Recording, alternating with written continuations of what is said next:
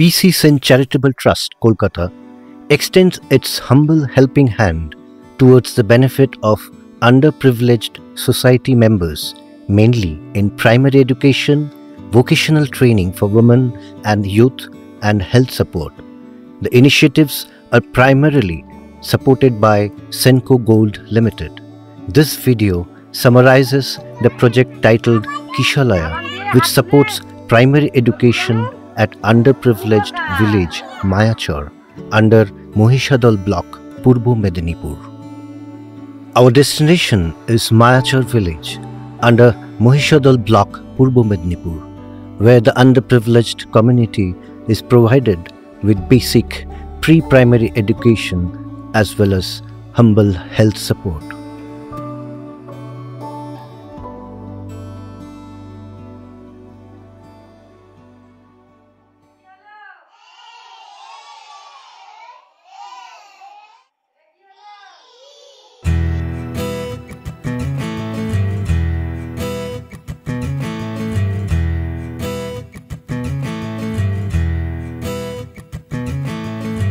खोलो दरवाजे पर्दे करो किनारे, खूंटे से बंधी है हवा, मिल के छुड़ाओ सारे।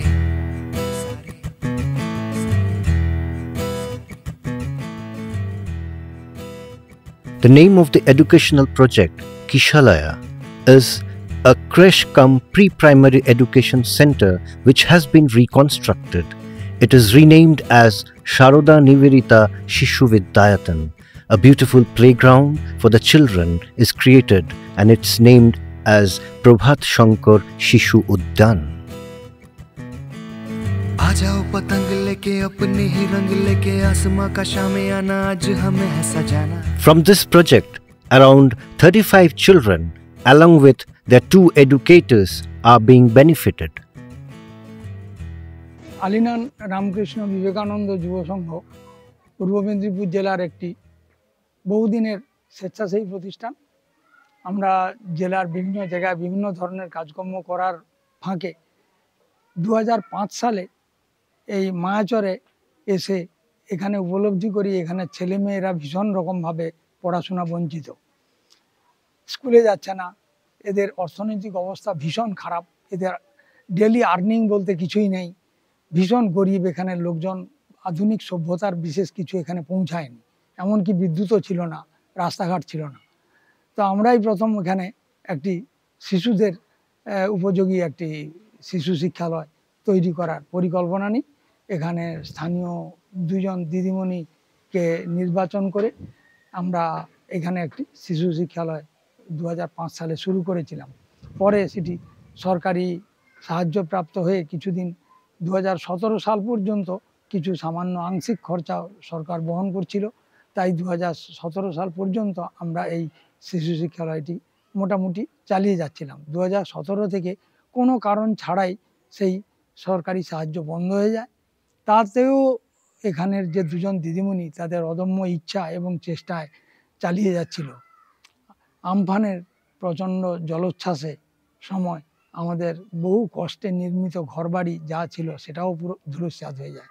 কোনো রকম টেম্পোরারি একটা সেট বানিয়ে আমরা এই 2 জন দিদিমণিকে দিয়ে, ওদের পারিশ্রমিক দিতে পারতাম না, সামান্য কিছু খরচা হাত খরচা দিয়ে এদেরকে এখানেই স্কুলটি ছেলে মেয়েদের পড়াশোনার উপযুক্ত করে চালিয়ে যাচ্ছিলাম।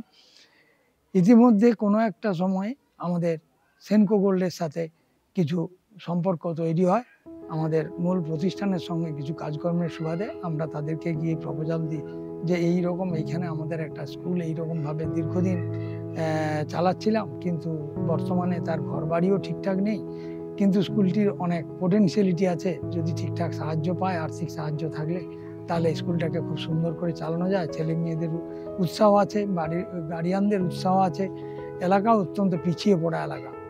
তাতে আমাদের কথাতে সেনকো গোল্ড ভিজিট করে বলে আচ্ছা ঠিক আছে, তো আমরা স্কুল ঘরটা আগে নির্মাণ করি বলে ওনারা এই নতুন করে একটি শিশু শিক্ষালয় নির্মাণ করেন এবং ওইটি সেনকো গোল্ডের পুরো আর্থিক সহায়তায় হয় এবং তার নাম দেওয়া হয় সারদা নিবেদিতা শিশু বিদ্যায়তন। নমস্কার, আমার নাম সুপর্ণা সামন্ত। আমাদের এখানে একটা ছোট স্কুল ছিল বাচ্চাদের, সেটা আমফানের ঝড়ে ভেঙে গিয়েছিল। আর এরপরে সেনকো গোল্ডের সহায়তায় আমরা একটা নতুন স্কুল করতে পেরেছি। তাতে বাচ্চারাও ভালো পড়াশোনা করতে পারছে, বাচ্চাদেরও উৎসাহ বেড়েছে। খাওয়ারও এখন টিফিন দেওয়া শুরু হয়ে গেছে, বাচ্চারা টিফিনও খেয়ে খুব খুশি। নমস্কার, আমি শেফালি মাইতি। সেনকো গোল্ড এসে আমাদের স্কুলটাকে নতুন স্কুল বানিয়েছে। এখন নাম হয়েছে সারদা শিশু বিদ্যায়তন। তার জন্য সেনকো গোল্ডের কাছে আন্তরিক ধন্যবাদ। আমরা এই স্কুলটা মানে সেনকো গোল্ড তার বাচ্চাদের জন্য কিছু টিফিনের ব্যবস্থা করেছে, আমরা সেই টিফিন দিচ্ছি। তারপরে আমরাও নতুন স্কুল হয়ে আমাদেরও খুব আনন্দিত। আমরা সেটাকে ভালোভাবে এগিয়ে নিয়ে চলেছি। ওখানে কেড়ে আমি খোকা, মাথায় কেড়ে আমের ঝাঁকা, আকাশ ঘিরে মেঘ গড়াচ্ছে, সূর্য গেল পাটে, খুকু গেল জল আনতে পদ্মা দিঘির ঘাটে, আতা গাছে তোতা পাখি, ডালিম গাছে মাও। আমরা সকালে 8টা থেকে স্কুলটা শুরু করি, কারণ ওই মায়েরা স্কুলে বাচ্চা পৌঁছে দিয়ে ওরা ইটভাটায় চলে যায় এবং বাচ্চারা এখানে অত্যন্ত সেফলি এবং যত্নে থাকে। আবার ওরা ইটভাটা থেকে বাড়ি ফেরার পথে ওদের নিয়ে বাড়ি চলে যায়। তার মাঝে আমরা ওই 9টার সময় এদেরকে একটা পাওয়ার ব্রেকফাস্ট দিচ্ছি এবং সেটা বাচ্চারা খুব তৃপ্তির সঙ্গে খাচ্ছে এবং একটা নূতন উৎসাহ তৈরি হয়েছে এলাকায়।